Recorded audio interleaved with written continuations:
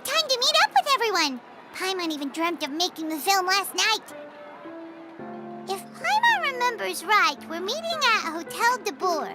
Let's get going!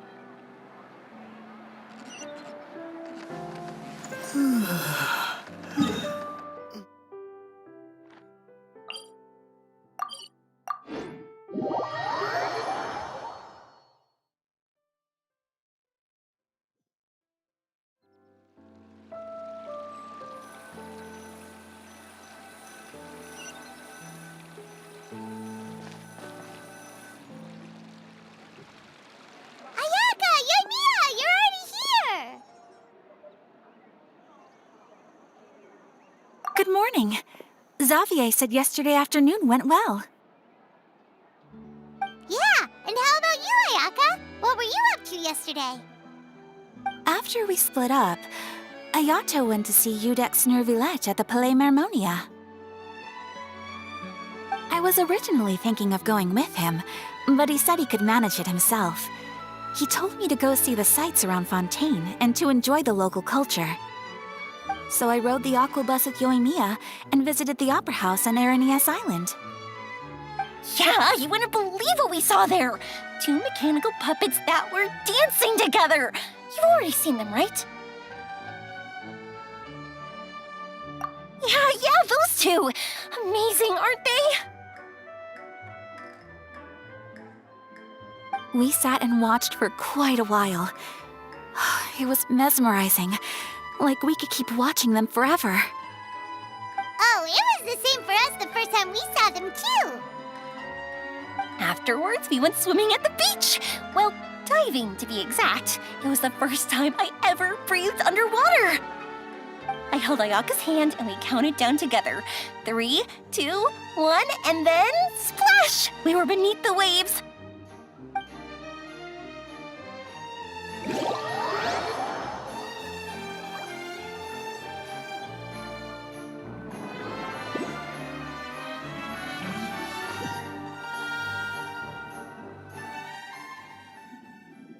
At first, I didn't dare to open my mouth.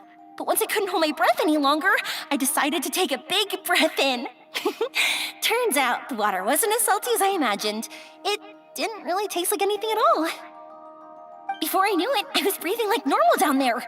It was an amazing feeling. Ayaka said I was too nervous and needed to loosen my grip. She got used to everything way faster than I did. I knew that the Traveler could do it, so I had no doubt we could do it too. That helped me feel at ease as soon as we dove in. The underwater world in Fontaine truly is beautiful. I love seeing the romaritime flowers blossoming underwater, like little candles lighting up the streets at night. Yeah, and there were so many creatures that we've never seen in Inazuma. Like those fish that shimmer like a sword blade. Whoosh!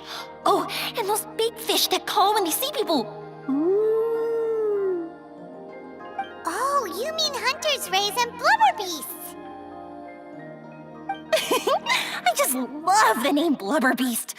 Just wait till Pops and the others hear about this. They probably won't believe a word I say.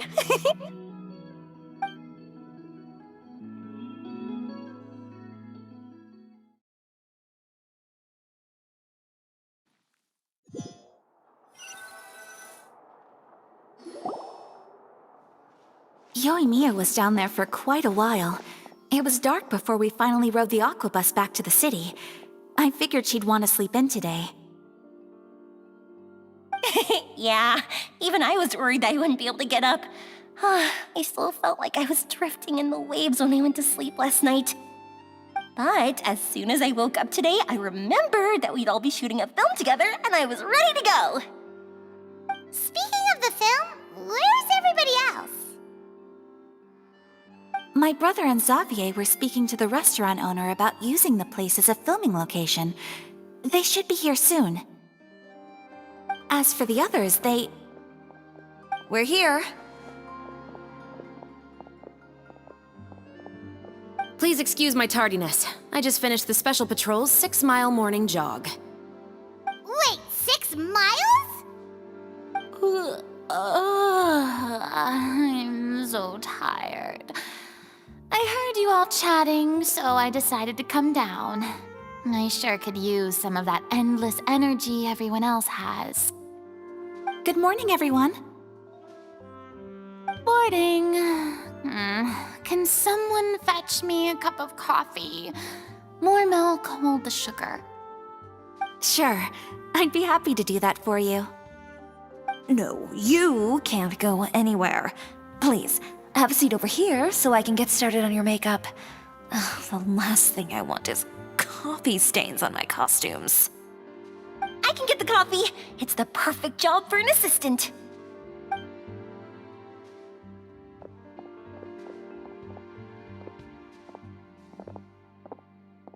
So much energy. Seriously, what's her secret? Oh, Yoimiya's always like that. But you sure look exhausted, Farina. It's because you're not used to waking up so early, huh? Of course not. I spent the whole night reading the novel from cover to cover, marking sections that either need to be omitted or adapted. Wow, Paimon didn't expect you to be so thorough. Well, I was the biggest star in all of Fontaine after all. It takes more than just a pretty face to earn a reputation like that. I know how to get serious when the situation calls for it. I went all out when I was acting as an Archon, so why wouldn't I do the same for my own life? Here's your coffee, Director Farina.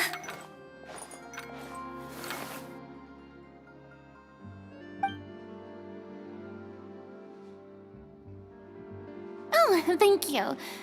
The sound of being called director and the aroma of coffee feels almost as refreshing as hearing the birds chirping in the morning. Ah, it seems everyone has managed to arrive on time.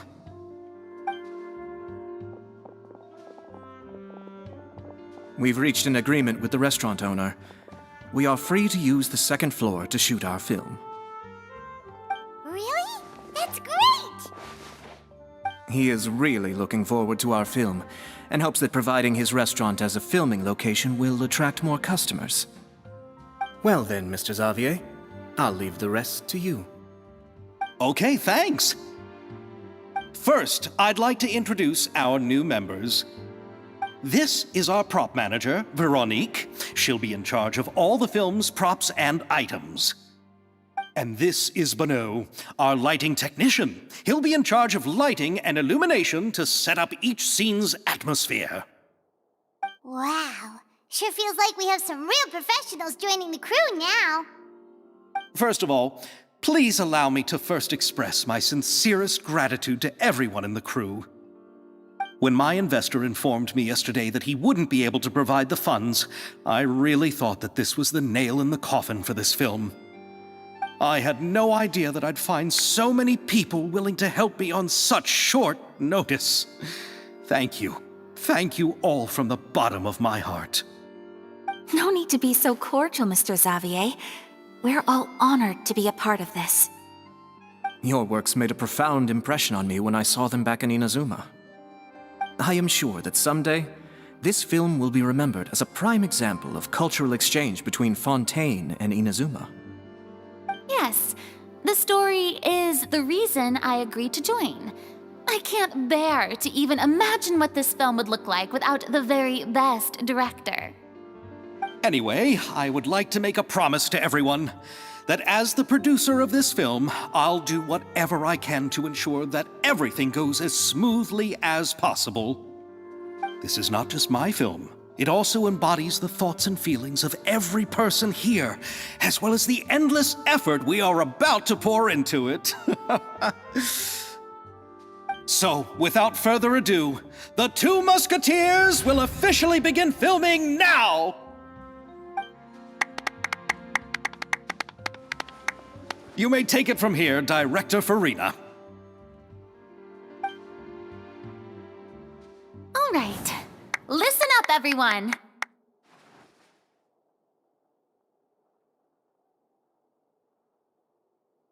The first scene takes place when the two young musketeers are living at the Baron's home, still unaware of all that is about to happen to them. We'll need props and lighting to set the scene. Our lead actors can go get their makeup done, and extras, please take this time to go over your positions. Whoa. Seems Farina's really kicking things into gear as the director. Is everyone clear? I don't want anyone traipsing around the set like umbrella finches. All right, cameras will start rolling as soon as the set is ready. Let's make a film that'll make some serious waves in Fontaine. Not the kind of waves that drown people. I mean, the good kind of waves. Seems like she's still a bit traumatized by that. Anyway, let's go see if there's anything we can do to help.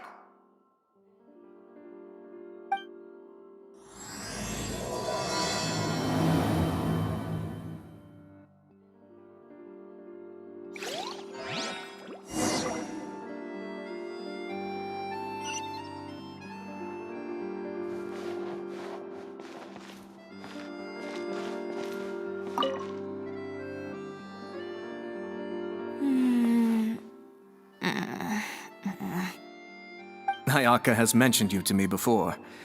She said that you two were great friends when you were kids. No talking.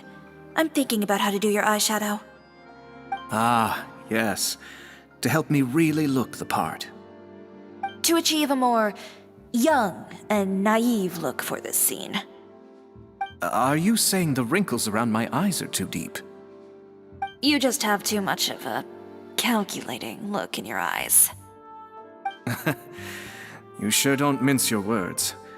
It seems you really haven't changed much. Quiet.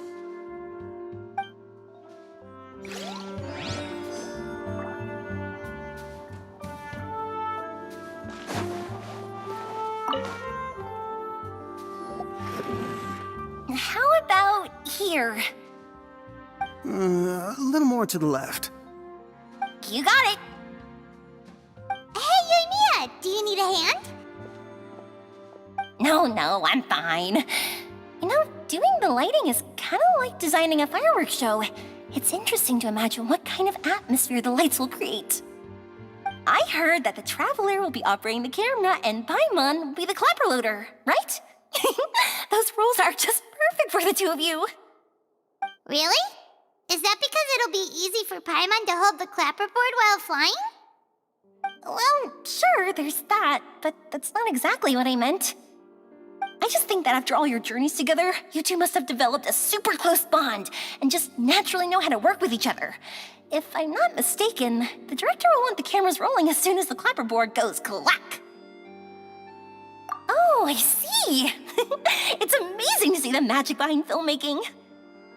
Yoimiya, we need lights over there, too. Oh, on it! I've got to get back to work. Chat with you later. Oh, it's exciting to see so many people working together to bring the film to life.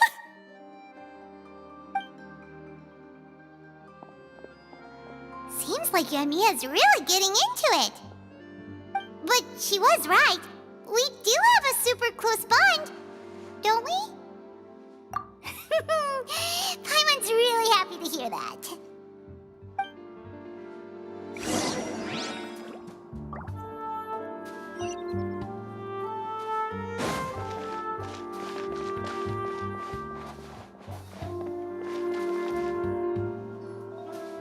So, this is a real musket? No, it's just a prop weapon. Not bad. Have you seen a real musket before? Only in books and newspapers. I made this one based on the relative shape and proportions I saw in reference images. When we're filming, some special gunpowder will be applied around the muzzle, which will help create the flash and smoke effects of a real gun being fired. Which means it'll be up to the actors to portray the recoil. That's right. The sound effects for gunshots will also be added in post-production. Thank you, Veronique. I think I know where to start now. However, the musket's gears and firing pin could still use some work. Adding some wear on the metallic components will make them appear more realistic. Also, be sure to rub the muskets with some oil each time before we start shooting. That'll give the impression that the firearms have been well maintenanced. Good point. You seem to know a lot, Miss Chevres. I assume you use these types of firearms on a regular basis? Yes, I perform routine maintenance on my weapons every day. Just like we as people need to eat and sleep, muskets need to be cleaned and maintained. I also perform similar care for my sword every day, and familiarize myself with its shape and weight, to the point where it feels like a natural extension of my body. Yes, this way, our weapons will never betray us in the heat of battle. Yes, well said. It seems we have the same philosophy on this topic. Oh, sounds like they found a common interest to talk about. Though these props differ from the muskets I use, I can still give you some pointers. Good. I look forward to your instruction. First and foremost, never point the weapon at anyone, regardless of whether it's a real or prop weapon or whether you're holding it or it's on the table. This holds for any time when you're not actively engaging an enemy. Okay, understood. When aiming the musket, extend your arm so that it's level with your shoulder, and use your eye to look down the weapon's sights. Like this? Not bad. Now, try saying your lines.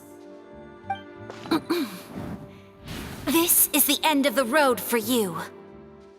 Good. Now turn your body a little.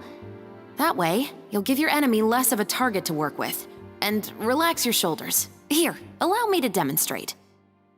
This is the end of the road for you. Huh. Excuse me, Miss Chiori. Director Farina, there's something I wish to discuss with you. Oh? What is it? Like this? Yes, much better. What do you think? I do see your point. But are you sure you wish to do this? I believe it would be most fitting. Well, if you insist. All right, I understand. Miss Ayaka, Miss Chevres, could the two of you please come over here? Huh? What's going on? Are we gonna start filming now? Let's go see. What is it? I have a question for you, Miss Chevres. Would you be willing to play the role of a musketeer? What? To clarify, I would like to turn over my role to Miss Chevres. But brother... Don't worry, Ayaka. I actually view this as a good thing. I was becoming troubled trying to set aside some time to speak to the staff at the Palais Mermonia.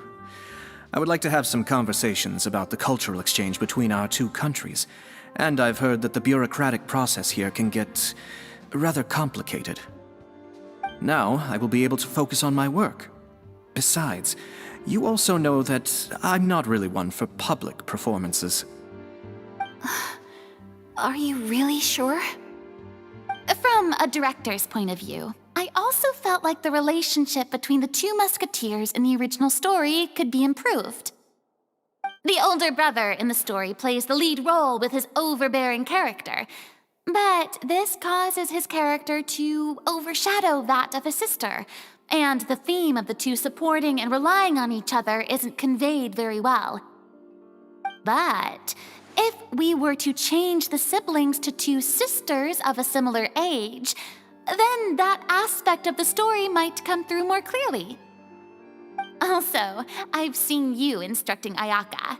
That cold and dignified personality is exactly what we need for the older musketeer.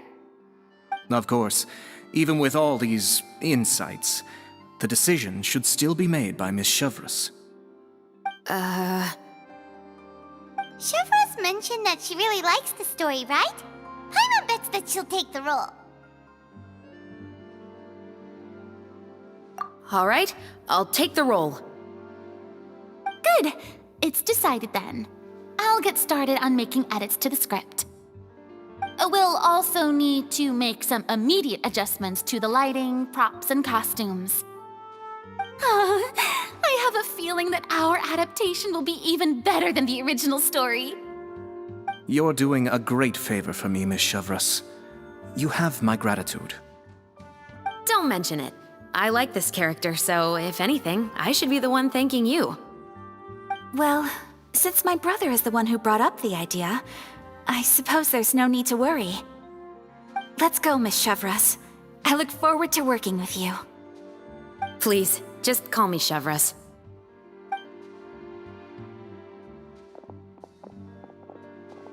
Seems like you're really going out of your way to solve the problem I was having with your makeup.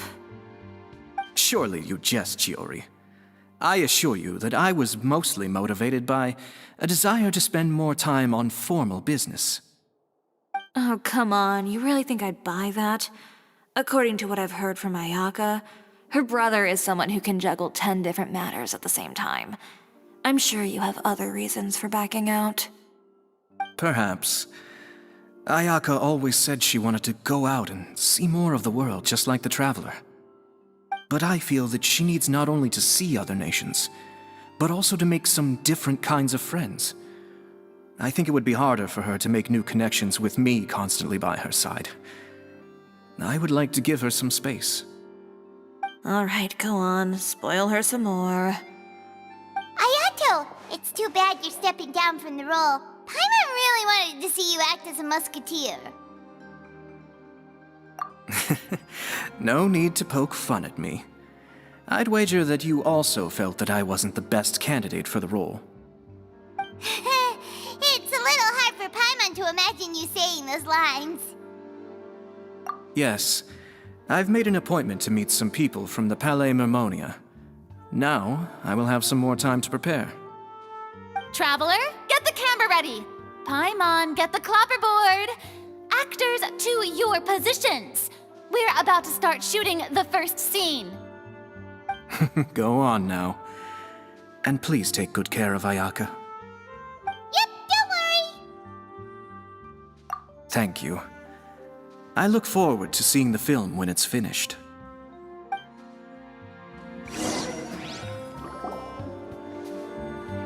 All right, now that we're all here, let me help set the scene for everyone.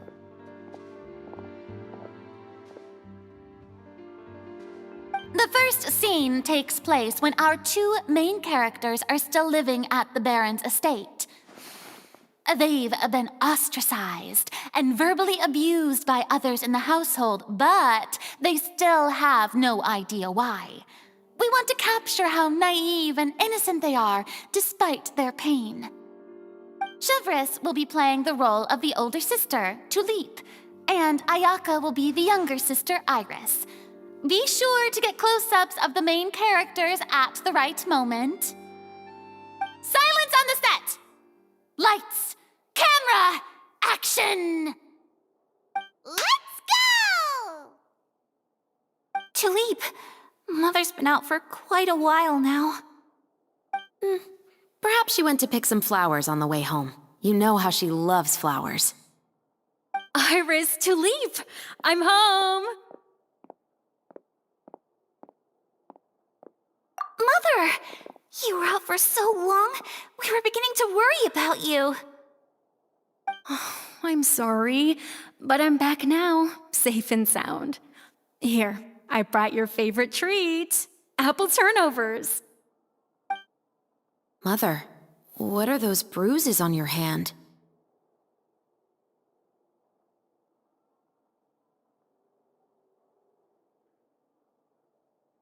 Huh? What bruises? Oh, I must have bumped into something while I was working yesterday. But I didn't notice them this morning. Then perhaps they're from when I accidentally tripped when I was out just now. By the way, did you have fun playing at home? What's the matter, Iris?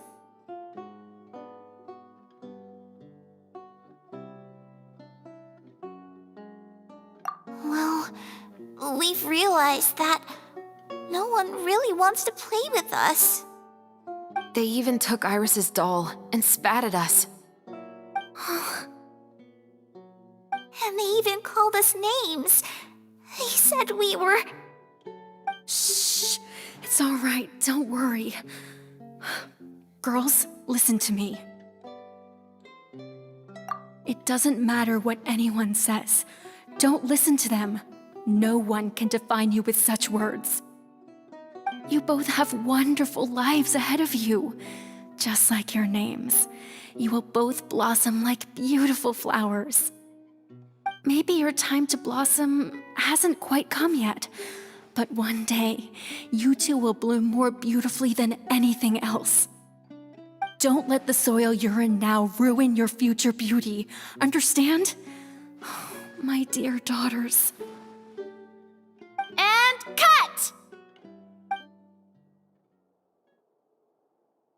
Not bad. The actors' emotions were all on point. Let's keep that take. Also, if our clapper loader could avoid shouting at the start of the scene next time. Oh, got it. Great. I was a little worried that my nerves would get the better of me. What about you, Chevros? I felt fine. The lines weren't too difficult at all. Seems like Farina must have adapted the role nicely. You two were great. I couldn't tell it was your first time acting in a film. You should have more confidence. Thank you for your encouragement. Positions, everyone! We'll move on to the next scene after we try a few more camera angles.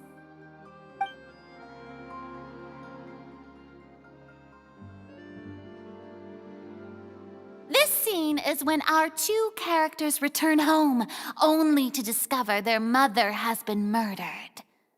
Ready? Lights! Camera! Action! Mother, we're back. Mother?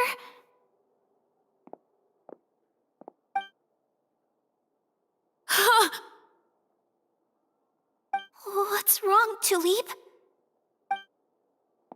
Iris, stay away! Huh? Why? What's... Mother! Mother... She's...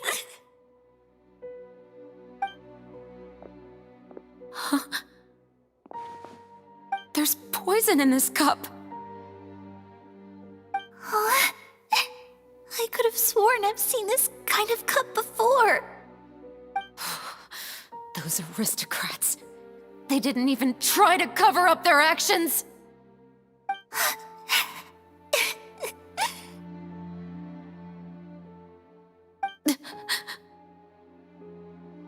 Iris, we need to leave this place. Leave? But now that Mother is gone, where can we even go? Anywhere. All I know is that we can't stay in this house. But are we just going to let them get away with this? We'll have our revenge, I promise you. Just not right now.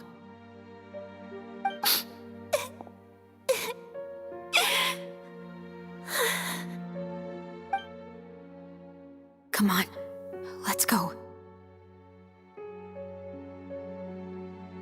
No, wait. We can't just leave Mother here like this. At least let me leave this rose with her. That's why we went out in the first place. To buy her this flower. All right. Goodbye, Mother. We'll avenge you. Someday. And cut!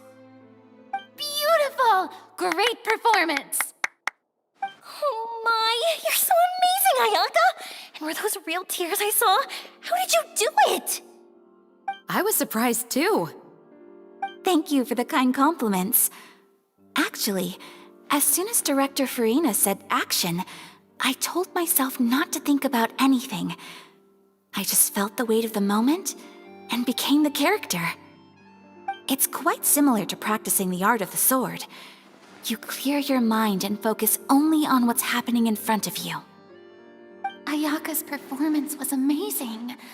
Have I discovered an acting prodigy? Pipe down, everyone! We need to move on to the next scene!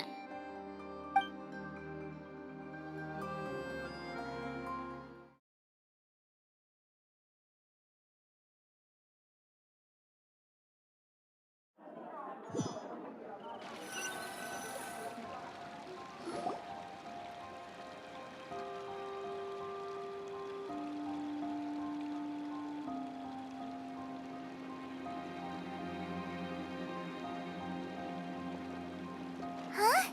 Are we done already?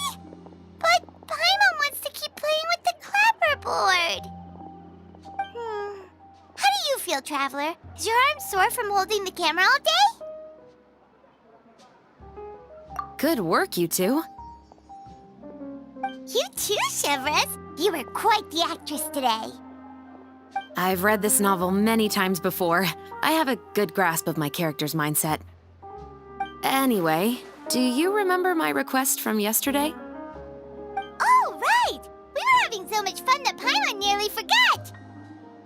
You have a case where the murders seem really similar to the cases in the novel, right? So, how are they similar exactly?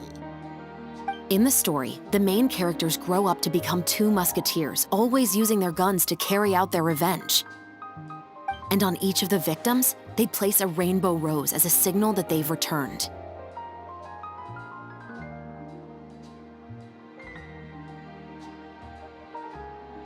Yes, that's correct. We found rainbow roses just like in the novel.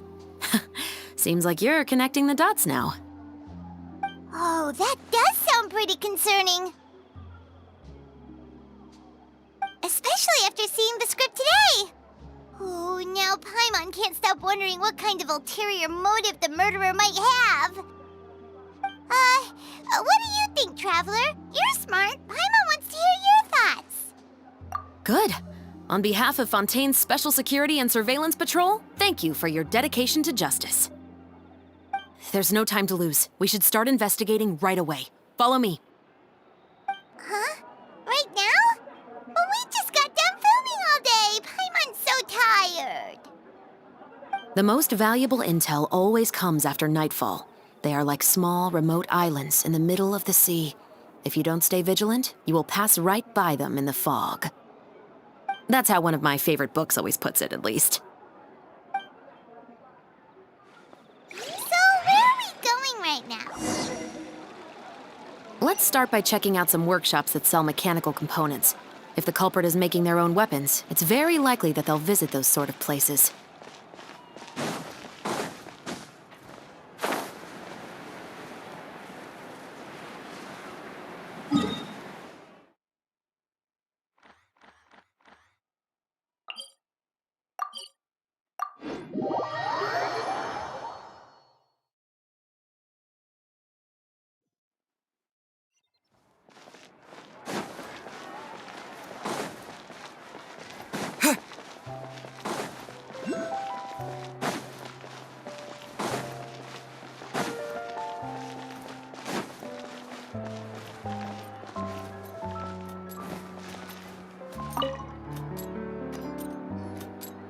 Welcome to LeChaux's Clockwork Workshop. How can I help you?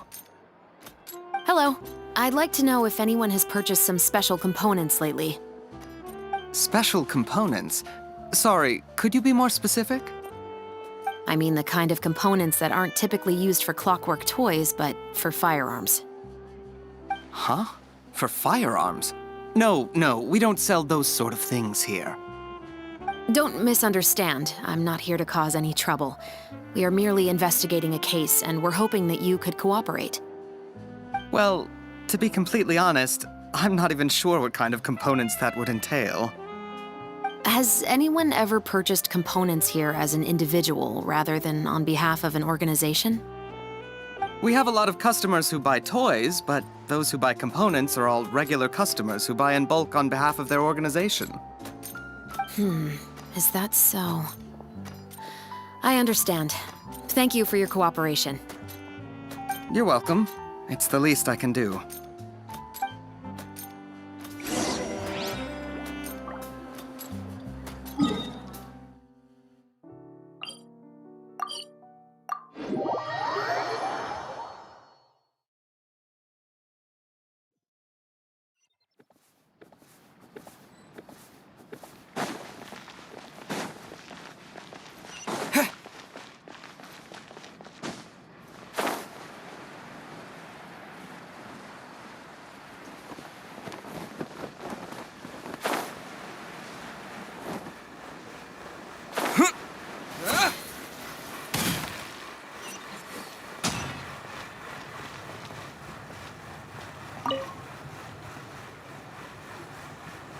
Oh, hey, Chevris. Run out of oil for your musket again? Hello, Estelle. I want to know if anyone has come to your shop recently to order some firearm components. Oh, is this another case? Let me think. I don't think so. Some people have requested that I make some prop guns for the Fontanalia Film Festival, but I refused all of those requests. Oh, why's that? Because there's no profit! I only make things here that can do some real heavy lifting. I don't have the energy to make some new molds just for the festival. Then has anybody come specifically looking for mechanical components? Well, I usually sell off my scrap to the Fleuve Cendre. I don't typically give them to one specific person. I understand. Thanks for your cooperation. Don't mention it. Always happy to have the Musketeers' patronage. Seems like we haven't found any leads to go off yet. Yeah, unfortunately. All right, let's head to Fleuve Cendre next. Huh? Are you sure? People might not be so thrilled to see the captain of the special patrol there. You think so, huh? Then I guess you don't know. Huh? Know what? That I grew up in Fleuve Cendre.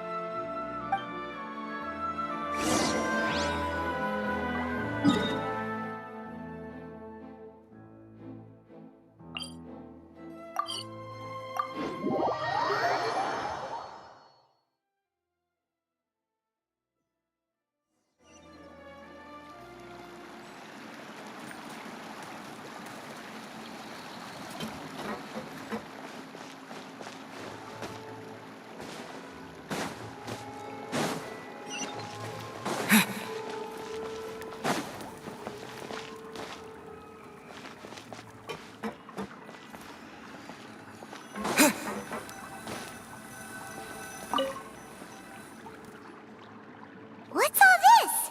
Some broken planks and barrels, as well as some liquor bottles? Yes, but have a closer look, Paimon. Even though somebody has purposefully tried to clean them up, these are obviously marks from musket bullets. In other words, someone was here trying to improve their shot. They were using the barrels and bottles for target practice. Could it have been the killer? Your guess is as good as mine.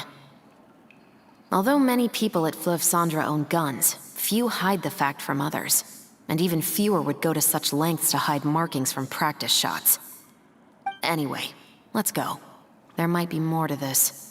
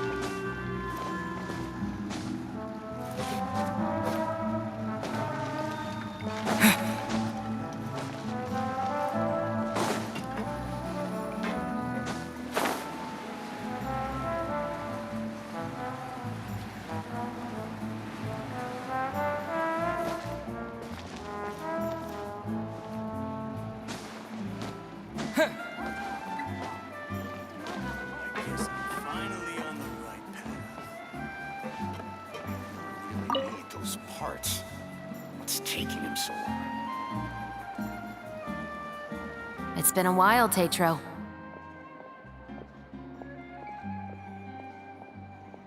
Please, just get on with your request. I want to know if you've heard anybody talking about muskets lately.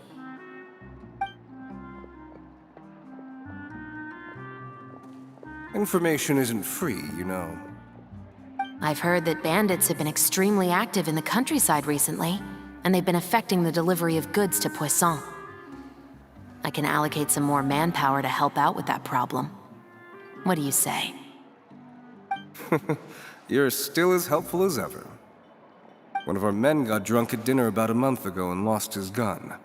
3 days later, it turned up in the corner here. What's weird about that? He just forgot where he put it, right?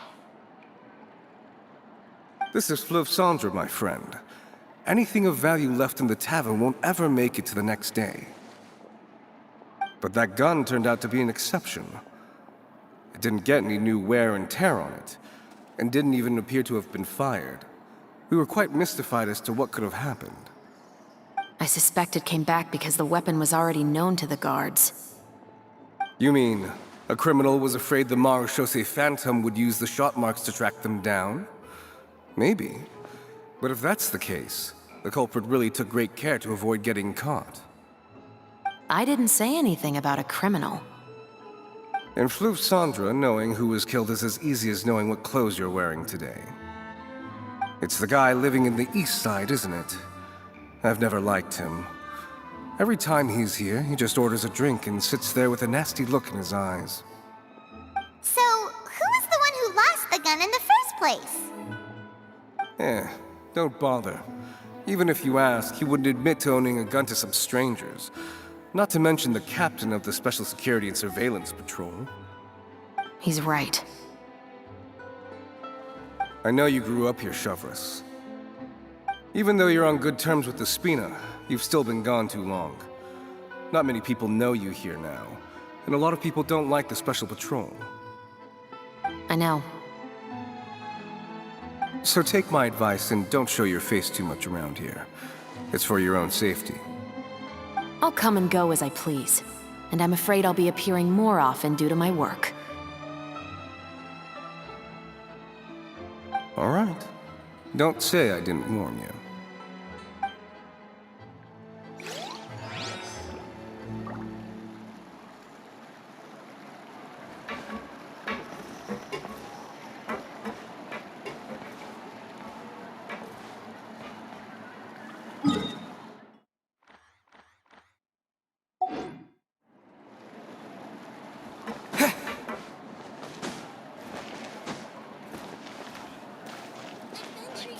Finally on the run. People here really need to get more sunlight.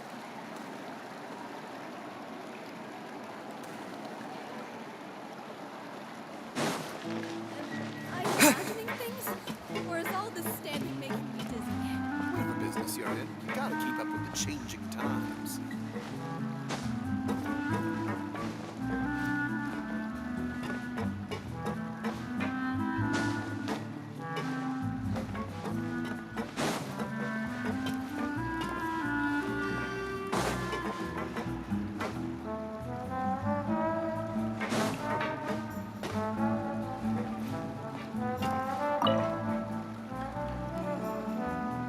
Hello, I'd like to ask some questions.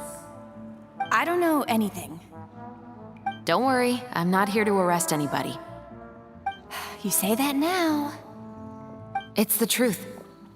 Here, take this as my guarantee. Wait, did Paimon just see what she thinks she saw? Is the captain of the Special Patrol bribing a citizen? Seems you're different from the other guards. What do you want to know? Have you heard anything related to muskets in Fleuve Cendre lately? Anything at all? Muskets, huh? All I know is that about 2 weeks ago, we started hearing some loud noises at night. So loud that it's been waking me up. Were they gunshots? Possibly. It's hard to tell around here. Someone's house collapsing, a pipe exploding somewhere, it's all the same. but the noises I'm talking about definitely happened after I fell asleep. Do you know where the noises were coming from? I don't remember clearly.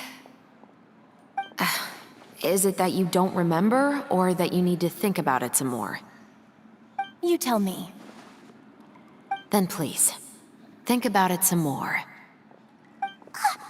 She's giving her even more Mora! The noises came from the end of the Southern Waterway. I came out and had a look for myself and I wasn't sleeping well, but I didn't dare get too close. That's all I know. All right, I'll take your word for it. Thanks for the pâte de fruits.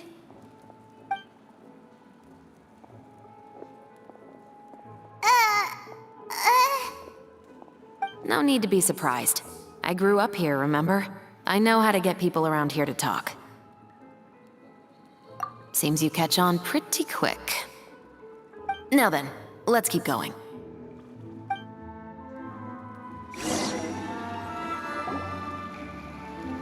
Seems like that's all we'll be able to uncover for today. Paimon feels like we managed to learn a lot more here than up on the surface. Yes. Assuming that everything we found is indeed connected to our suspect, then their timeline was probably something like this. A month ago, our suspect found a gun and took it home to disassemble it. Once he'd figured out its mechanics, he brought it back. In the following weeks, he used some parts to create his own makeshift musket and took it to the Fleuve Cendra for target practice. Then, a few days ago, he found his target and carried out the murder. Once the deed was done, he left a rainbow rose on the body, just like the scene in the novel.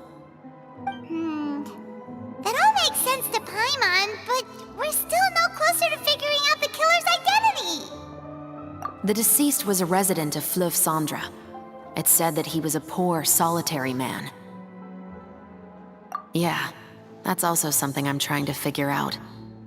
If we are indeed following the novel, and there's a story behind the murder, then this murder should be an act of vengeance. But according to our investigation, the deceased didn't have any enemies.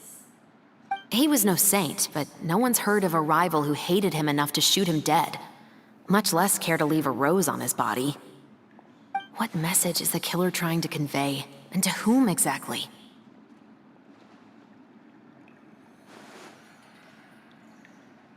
We've thoroughly investigated that possibility. He claims to have spent the whole day at the Opera House on the day of the murder, and the staff there have confirmed his account. Okay, so he has an alibi. Not only that, he lacks a credible motive as well. He has a family of his own, and both of his parents are still alive. I've looked into his records. He was adopted at the age of 6, and all the proper procedures were followed. There are also records of him at an orphanage before then. In the story, the mother of the 2 musketeers was murdered after the children turned 10. Of course, he could have changed the children's ages, but I don't want to assume anything without evidence. More importantly, I've also had a chat with him in person. He didn't seem like the kind of person who would pull the trigger to kill a man. Then, what should we do now? We have all this new information, but it doesn't help us move forward. Investigations take time. I didn't expect us to catch the culprit in just a single day. How about this? Let's spend the next few days filming with the crew. We can continue the investigation once we're done with the film. I'm sure that given time, new leads will present themselves. Wait, but weren't you saying Intel is like small, remote islands in the middle of the sea just a moment ago? Wouldn't you just miss them if you were to stop looking? Ah, but the book had more than one reference to the islands, Paimon. Oh? What else did it say then? As long as you spend enough time sailing through the fog, you'll eventually come across an island.